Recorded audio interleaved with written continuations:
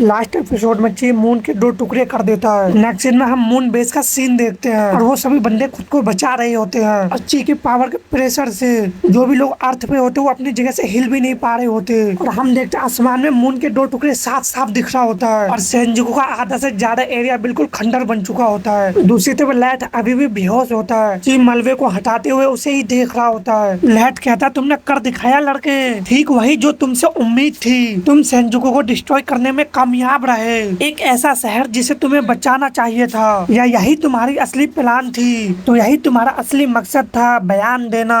फर्क नहीं पड़ता, जवाब तुम्हें ही देना होगा। मैं तैयार हूँ, बताओ अब क्या कहना चाहोगे?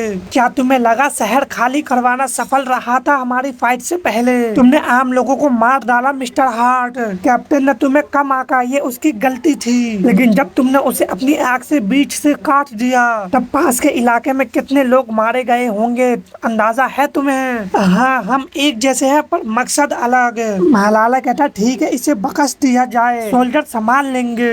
लेकिन ची उसके लिबादा को पकड़ के निकाल लेता है और अपने सन को बनाते हुए कहता नहीं। तभी वहाँ पे ब्लास्ट होता है। ची उस लिबादा को पहन लेता, तभी वहाँ पे एमेलिया आती है और कहती है थैंक गुडनेस, और आके ची से लिपट जाती है और कहती है न्यूक्लियर जार टूट गया है, सेंजुको अब इंसानों के लिए रहने लायक नहीं रहेगा। ची तुम ठीक हो? ये अभी क्या हुआ था? ची कहता ये साफ साफ वॉर की घोषणा थी। एमेलिया कहती है ये ठीक नहीं है, तुम्हारे अंदर से जो एनर्जी निकली वैसे मैंने कभी महसूस नहीं की। अगर मैंने इतनी गहराई से महसूस की तो सबने जरूर महसूस की होगी। वो एनर्जी किसी पुराने दुश्मन जैसी लगी, जैसे मुझे पहचानना चाहिए। ची तुम्हें छुप के रहना होगा, गॉड टियर की एक शपथ है, वो इसे समझ नहीं पाएंगे। तभी ची के पीछे कोई समन होता है। एमेलिया काफी हैरानी से कहती नहीं, और हम देखते हैं वहाँ पे सभी गॉड टियर आ चुके होते और कहते हैं लॉर्ड ची हार्ट, टेंट लॉर्ड के आदेश अनुसार तुम्हें कहा जाता है कि शांत हो जाओ और अपने वेपन सौंप दो।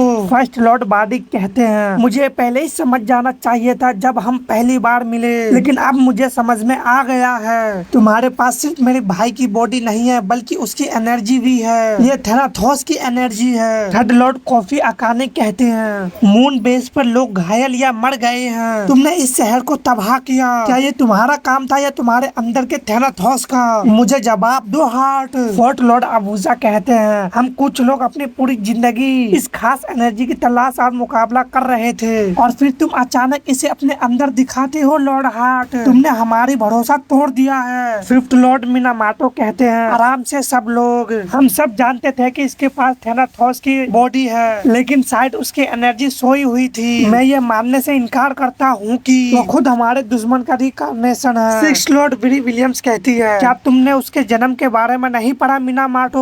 वो हमेशा से वही रहा है। सेवन लॉर्ड रीड हेवन कहते हैं वो अब इसे छिपा भी नहीं रहा है, मैं इसकी कई एनर्जी महसूस कर पा रहा। क्या तुम सच में वही हो जो कहते हो? मैं ऐसी एनर्जी के साथ कोई खतरा नहीं लूंगा। लेकिन एट लॉर्ड मिखाइल अभी भी खामोश होते हैं और टेंथ लॉर्ड जूरी कहती है लॉर्ड हेवन सही है, मैं जानती हूँ कि थेनाथोस लौट आया है लेकिन उसे ढूंढ नहीं पा रहे। और फिर लॉर्ड हार्ट ऐसा करते हैं जो भी मेरे लोगों की जान खतरे में डालेगा उसे जिंदा रहने नहीं दिया जाएगा। क्या तुम समझते हो? टेंथ लॉर्ड ताऊ कहते हैं हमें साफ करो लॉर्ड हार्ट, बहुत सारे सवाल है लेकिन मेन प्रॉब्लम अभी भी बनी हुई है। लॉर्ड्स ने कसम ली है कि किसी एक खतरे से बचने के लिए अपनी जान देंगे और सब कुछ बताता है कि वो खतरा तुम हो माय लॉर्ड, प्लीज आगे की सूचना तक सरेंडर कर दे।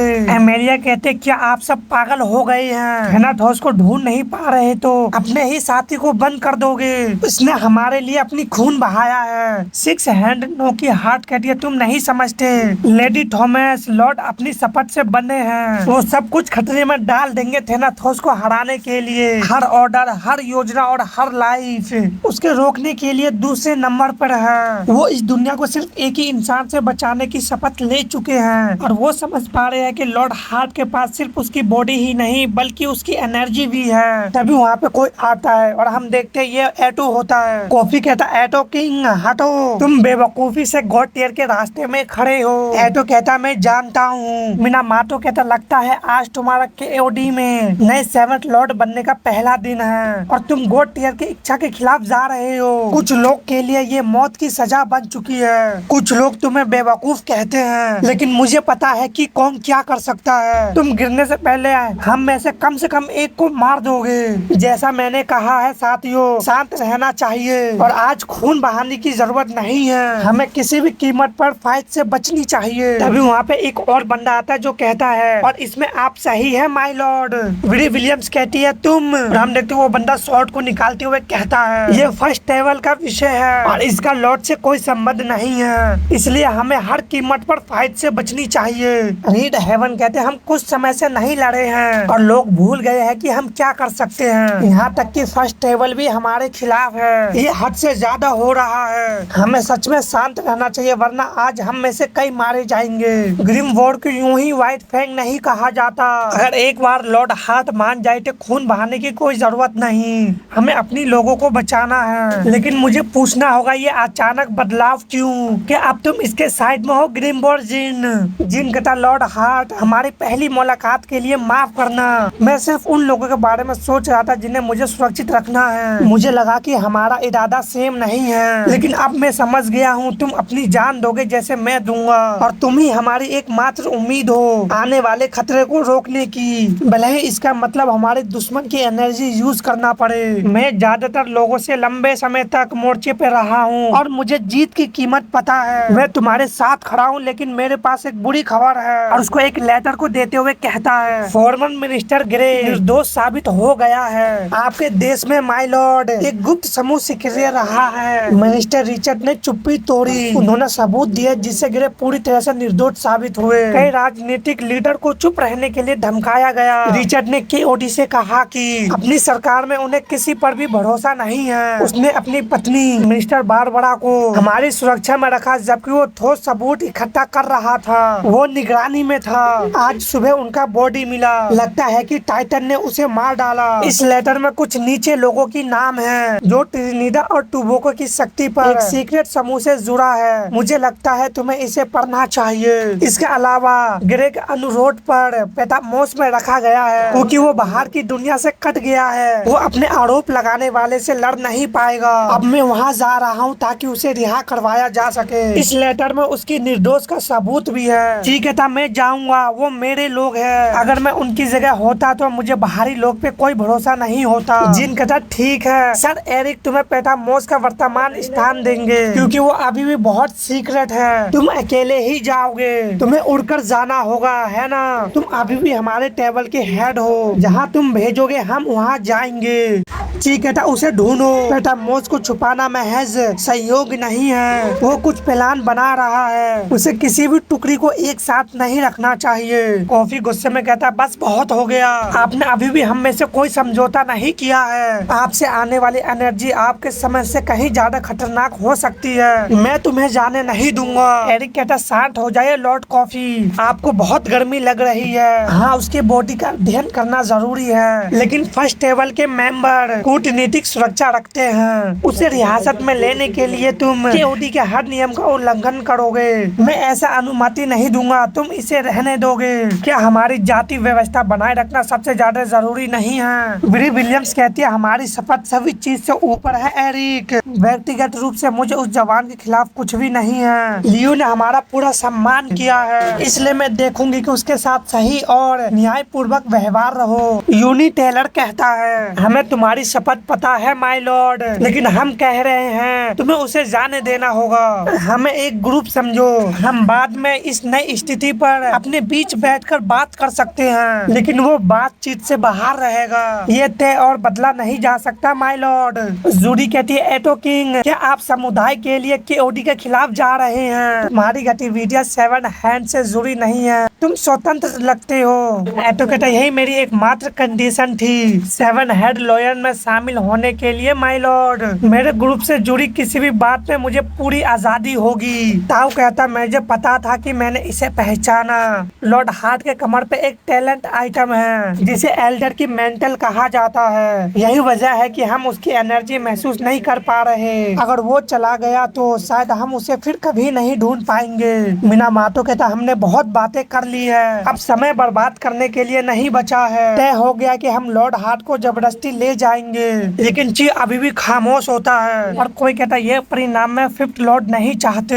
हमने एक कसम खाई है जिसमें बस एक ही अपवाद है, मौजूद सभी लॉर्ड को इस पर राजी होना होगा और शुक्र है कि हमारे बीच एक ऐसा भी है जो मुझसे भी अलग सोचता है। बोलो लॉर्ड मिखाइल, जो दूसरा रास्ता समझाया गया है उस पर सबकी सहमति जरूरी है। लॉर्ड मिखाइल कहता थैंक यू, मैं जो बोलूंगा वो हमारी अंतिम प्रस्ताव होगा, मैं इसके बदले में अपनी लाइफ दूंगा।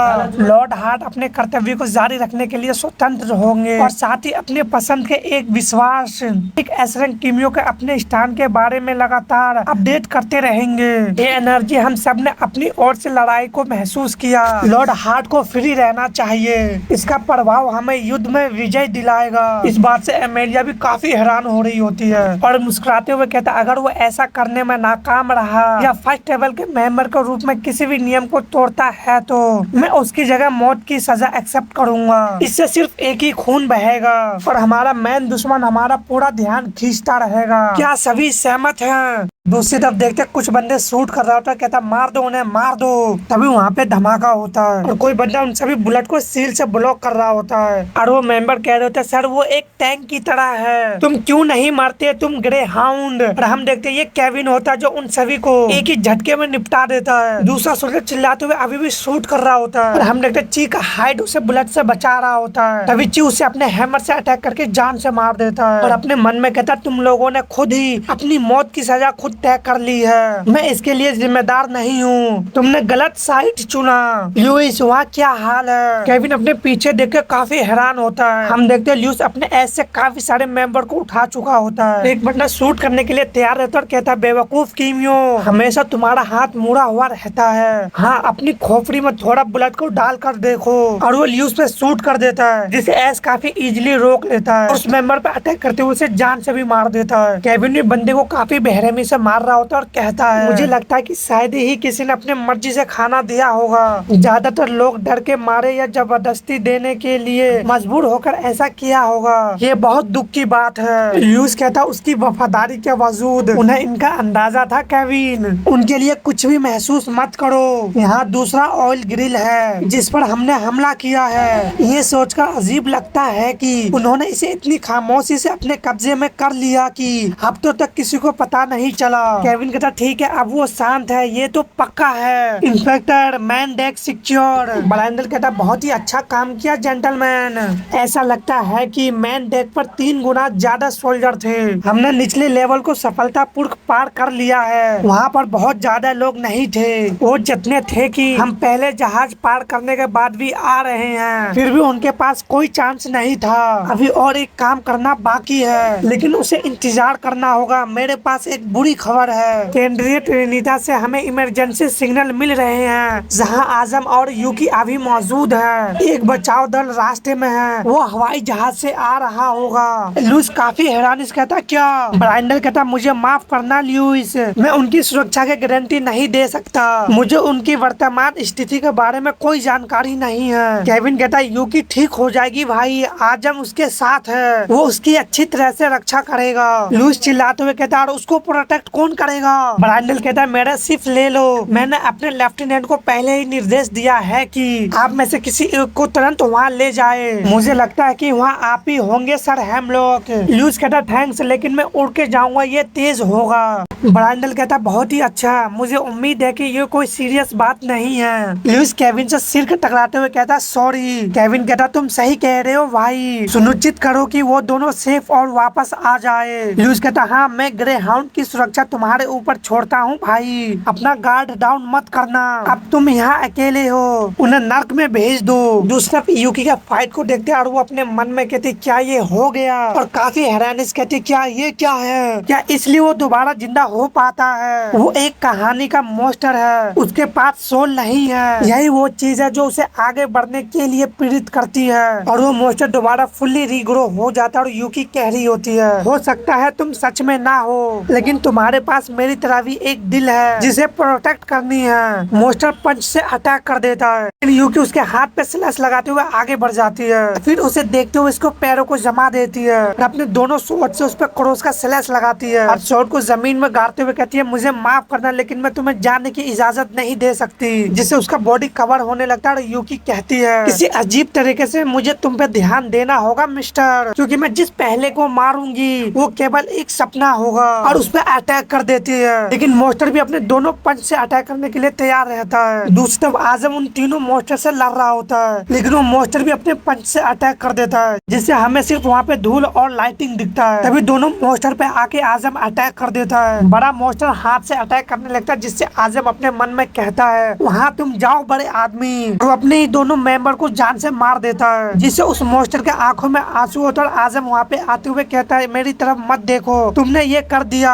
आजम उस पर अटैक करते हुए ऊपर की ओर बढ़ता है और फिर अपने वेपन को अपनी पैरों की ओर लाते हुए कहता है चिंता मत करो बड़े आदमी, तुम जल्द ही उनके साथ शामिल होगे। जिससे मॉन्स्टर ऊपर को और देखने लगता है और आजम पलक झपकने की स्पीड से उसके बॉडी के आर पार हो जाता है, जिससे उस मॉन्स्टर का कोर दो टुकड़े हो जाता है और उस मॉन्स्टर का बॉडी ब्लास्ट हो जाता है। अल्फा टेस कहता तुम्हें मुझसे प्रभावित होने की जरूरत नहीं है, बेशक तुम्हें पता चल गया था कि तुम्हें इसके मेन हिस्से पर हमला करना है, तुम उतना ही तेजी से सोचते हो जितना कि तुम तेज हो। वेल डन, तुमने एक बुरे सपने को मार डाला, लगता है इससे तुम और भी बड़े हो जाओगे आजम। और वो दोबारा एक पेपर को निकालते हुए कहता तुमने मेरी कहानी बर्बाद कर दी लड़के, इससे मेरा मन कह रहा है कि मैं तुम्हें काट डालूं।